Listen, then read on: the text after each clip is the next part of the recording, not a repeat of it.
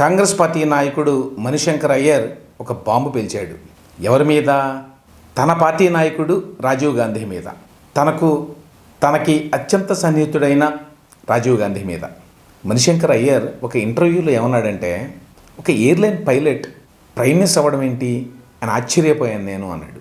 అంతేకాదు, దానికంటే ఇంకా ఎక్కువ ఆశ్చర్యం కలిగించింది ఏమిటంటే, రాజీవ్ గాంధీ బ్రిటన్లో చదువుకునేటప్పుడు 2 సార్లు ఫెయిల్ అయ్యాడు కాలేజ్.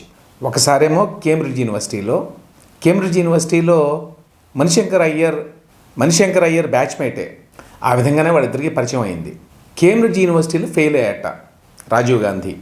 ఇక్కడ మణిశంకర్ అయ్యర్ ఏం చెప్పాడు? మణిశంకర్ అయ్యర్ ఏమన్నాడంటే, కేంబ్రిడ్జ్ యూనివర్సిటీలో ఫెయిల్ కావడం చాలా కష్టం ఫస్ట్ క్లాస్ తెచ్చుకోవడం కంటే.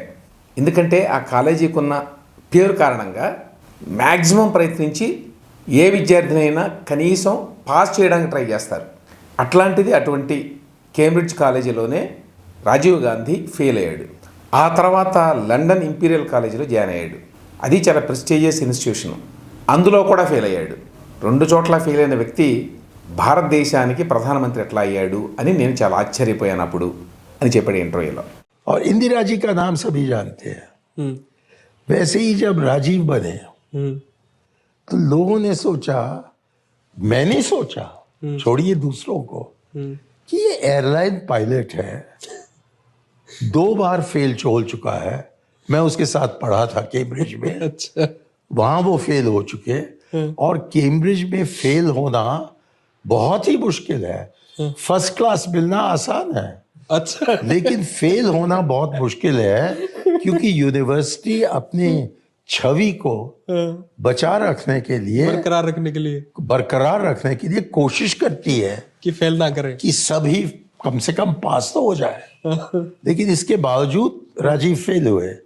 फिर वो गए इंपीरियल कॉलेज लंदन, वहां दोबारा फेल हुए. तो मैंने सोचा कि ऐसे व्यक्ति को क्या प्रधानमंत्री बनना है. ఇప్పుడు ఈ ఇంటర్వ్యూ క్లిప్ని BJP IT cell chief Amit Malviya ఎక్స్లో పోస్ట్ చేశాడు. మణిశంకర్ అయ్యర్ ఎప్పుడు ఇచ్చాడు ఇంటర్వ్యూ, ఎందుకు ఇచ్చాడు, ఏ సందర్భంలో ఇట్లా మాట్లాడాడు అంటే రాజీవ్ గాంధీ మీద విమర్శలు చేయాలని చేశాడా, లేక ఏదో సందర్భం వచ్చి అట్లా మాట్లాడా అనే విషయాలు తెలియదు. అయితే నరేంద్ర మోదీ ఎడ్యుకేషనల్ క్వాలిఫికేషన్స్ మీద చాలా కాలంగా కాంగ్రెస్ పార్టీ వెటకారం చేస్తూ ఉంటుంది, అతనికి పెద్దగా చదువు లేదు అని. ఆ తర్వాత డిగ్రీ ఉన్నట్టుగా దొంగ సర్టిఫికెట్ కూడా పుట్టించాడని చెప్పి ఆమ్ ఆద్మీ పార్టీ నాయకుడు అరవింద్ కేజ్రీవాల్ కూడా గతంలో చాలా గొడవ చేసేవాడు. ఆ నేపథ్యంలో రాజీవ్ గాంధీ కూడా 2 సార్లు ఫెయిల్ అయ్యాడు, 2 సార్లు ప్రెస్టీజియస్ ఇన్స్టిట్యూషన్స్లో చేర్చితే ఫెయిల్ అయ్యాడు అనే మాట కాంగ్రెస్ పార్టీని డిఫెన్స్లో పడేస్తుంది. అసలు కేంబ్రిడ్జ్లో కానివ్వండి, ఇంపీరియల్ కాలేజీలో కానివ్వండి సీట్ రావడమే కష్టం. ప్రైమ్ మినిస్టర్ ఇందిరాగాంధీ కొడుకు కాబట్టి అక్కడ సీట్లు వచ్చినాయి అనుకోవాలి. అంత గొప్ప కాలేజీలో సీట్లు వచ్చినా కూడా రాజీవ్ గాంధీ పాస్ కాలేకపోయాడు. వాళ్ళ ఫ్యామిలీలో హిస్టరీ ఉంది.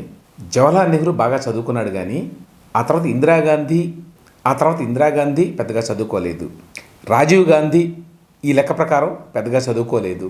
ఆ తర్వాత రాహుల్ గాంధీ కూడా పెద్దగా చదువుకోలేదు. సో ఆ వారసత్వం ఒకటి కంటిన్యూ అవుతుందన్నమాట.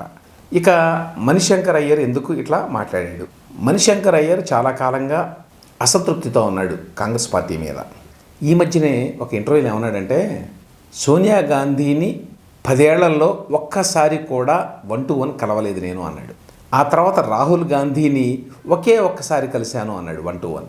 ప్రియాంక గాంధీని మాత్రం 1-2 సార్లు కలిశాను అంతే. మామూలుగా అయితే మణిశంకర్ అయ్యర్ కాంగ్రెస్ పార్టీలో చాలా పెద్ద నాయకుడు అనుకుంటారు. అతను రాజీవ్ గాంధీకి స్నేహితుడు. ఇంతకుముందు చెప్పినట్టుగా కేంబ్రిడ్జ్ యూనివర్సిటీలో వాళ్ళు సమకాలీకులు. అటువంటి వ్యక్తిని కూడా సోనియా గాంధీ కానీ రాహుల్ గాంధీ కానీ ఒక్కసారి కూడా 1-to-1 కూర్చొని మాట్లాడడానికి అవకాశం ఇవ్వలేదు అనేటువంటి అసంతృప్తి మణిశంకర్ అయ్యర్కు ఉంది. అతను ఒక మాట అన్నాడు, నాకు రాజకీయ జీవితాన్ని ప్రసాదించింది కాంగ్రెస్ పార్టీ, దాన్ని ధ్వంసం చేసింది కూడా కాంగ్రెస్ పార్టీయే అని. ఆ రకంగా మణిశంకర్ అయ్యర్కి అయితే కాంగ్రెస్ పార్టీ మీద అసంతృప్తి ఉంది. ఇది సోషల్ మీడియాలో రాగానే కాంగ్రెస్ పార్టీ వాళ్ళు కూడా రియాక్ట్ అయ్యారు. ఫ్రస్ట్రేటెడ్ పర్సన్ అని చెప్పి మణిశంకర్ అయ్యర్ మాటల్ని వాళ్ళు డిస్మిస్ చేశారు.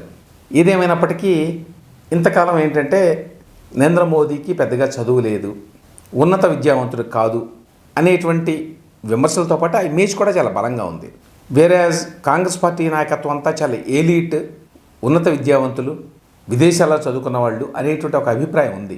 కానీ అది నిజం కాదు అని చెప్పి ఆ ఇమేజ్ని మణిశంకర్ అయ్యర్ ఇచ్చినటువంటి ఇంటర్వ్యూ పటాపంచలు చేసింది.